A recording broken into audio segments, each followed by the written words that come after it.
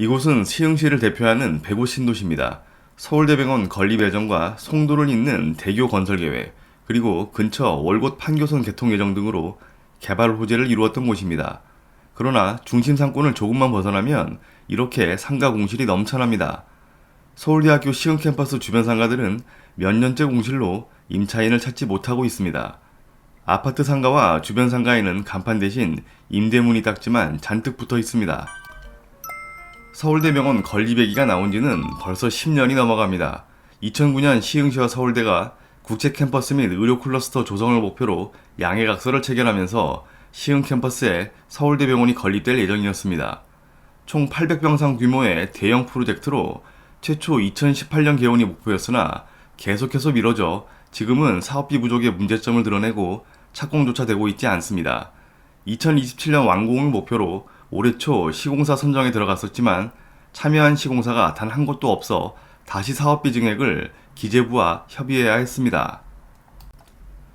서울대 시흥 캠퍼스라는 이름으로 인해 일부 학과가 이전해 오는 것처럼 오인할 수도 있는데 학부생은 이곳에 올 일이 없습니다.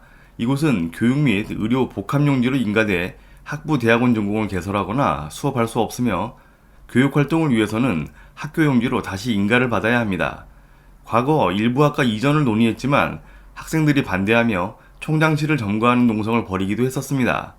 현재는 이 넓은 20만 평 부지에 일부 연구센터와 교직원과 대학원 기숙사 등만 들어와 있는 상태입니다.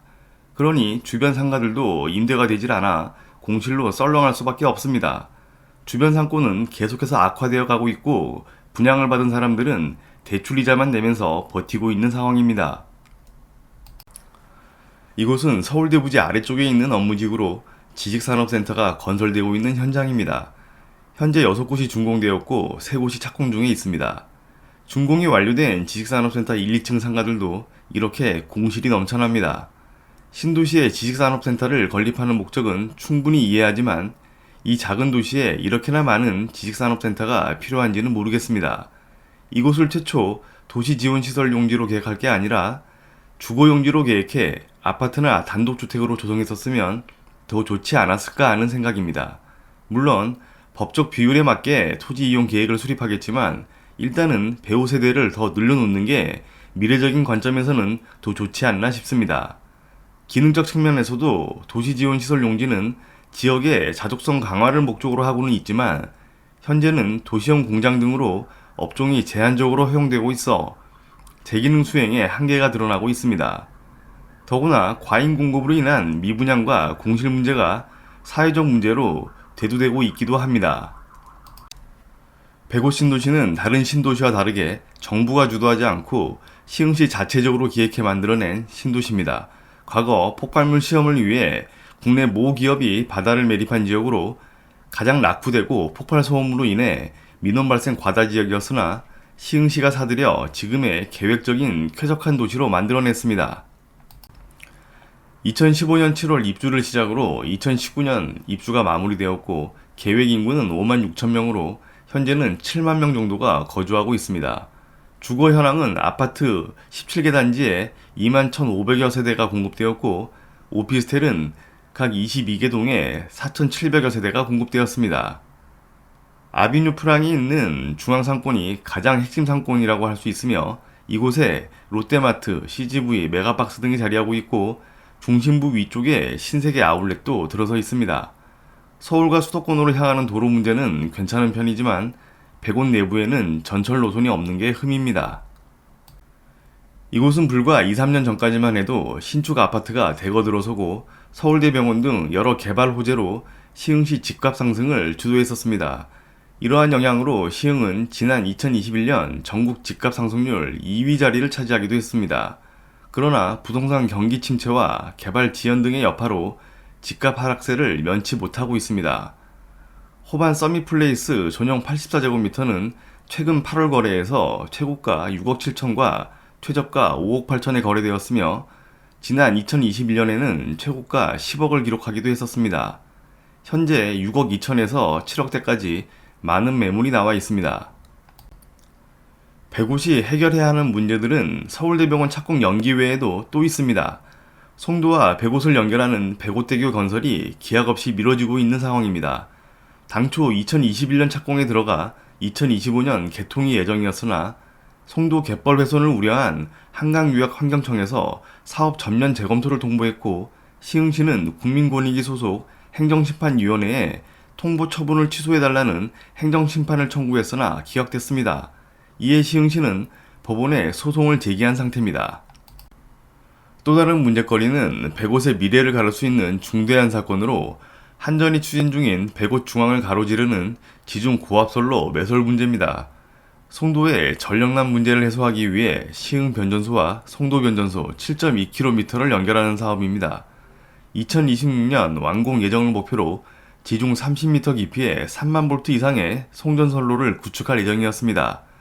이 사실을 알게 된 주민들은 이에 반발했고, 비대위를 구성해 고압선 백지화 집회를 여러 차례 벌이고 있는 상황입니다. 시흥시는 한전을 상대로 소송을 벌였으나 1심에 이어 항소심까지 패소한 상태로 상고를 포기하고 행정적인 공사 취소 요청을 한 상태입니다. 누구나 우리 집 근처로 고압선이 지나간다면 좋아할 사람은 단 한 명도 없습니다. 더구나 신도시 중앙을 가로지르는 지중 고압선이 매설되는 사실을 알았다면 입주하는 사람은 많지 않았을 겁니다. 이 사업은 고압선 선로 근처에 아파트가 들어서기 전부터 계획되어 있었고, 2020년 9월부터 환경영향평가와 지반조사 등을 진행했습니다. 그러던 중 선로 예정지 도로 지반을 굴착해 지반조사를 하다가 시민에게 상황이 포착되면서 알려지게 된 거였습니다. 지금 문득 뇌리를 스치는 그분들은 정말 몰랐을까요? 만약 공사가 진행된다면 백옷을 지나지 않는 우회 노선으로 선로가 구축되길 바라봅니다. 백옷에 또 다른 희망 고문 사업이 있습니다. 도시철도 트램 개통 구축 사업입니다. 최초 오이도역과 백옷을 연결하는 노선이었으나 지금은 월곤역과 백옷을 연결해 거북선까지 이어지는 노선입니다. 백옷뿐만 아니라 전철 노선이 없거나 미흡한 전국 20곳의 지하체에서 트램 구축 사업을 진행 중에 있습니다. 현재 진행 중인 대부분의 트램 사업은 비용 편입비 기준 1을 넘지 못하는 경제성이 떨어지는 사업들로 국토부에서는 난색을 표하고 있습니다. 대부분의 트램 구축 발표는 그 지역 집값 상승과 분양가 상승 등의 요인으로 작용하고, 실제 착공은 수년째 되지 않아 수많은 투자자와 주민들에게 기대치만 높여줬던 게 현실입니다. 최근 위례 한 곳만 착공에 들어간 상태로 다른 곳은 협의만 수년째 이어지는 상황입니다. 15년 만에 착공에 들어간 위례 신도시 트램은 민자 사업에서 공공주도 재정 사업으로 전환했기에 가능했습니다. 이곳 백옷도 마찬가지로 실현 가능성이 있는 사업인지 궁금합니다. 여러 개발 계획으로 집값과 상가 등의 분양가만 올려놓고 사업 진행은 안 되는 일들은 백옷뿐만 아니라 많은 신도시에서 일어나는 상황입니다. 이런 개발 호재 등을 이용해 수많은 투자자들을 불러 모으지만 현실은 진행이 안 돼 피해를 보는 상황은 이제 사회 문제로 확산되고 있기도 합니다.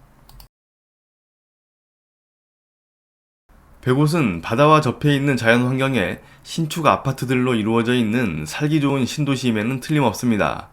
앞으로 계획되어 있는 서울대병원 개원과 백옷대교 건설, 그리고 도시철도 트램 개통 등이 잘 해결돼 완공된다면 더 살기 좋은 신도시가 될 것입니다. 먼 미래의 일들이지만 잘 구축되길 기대해 봅니다.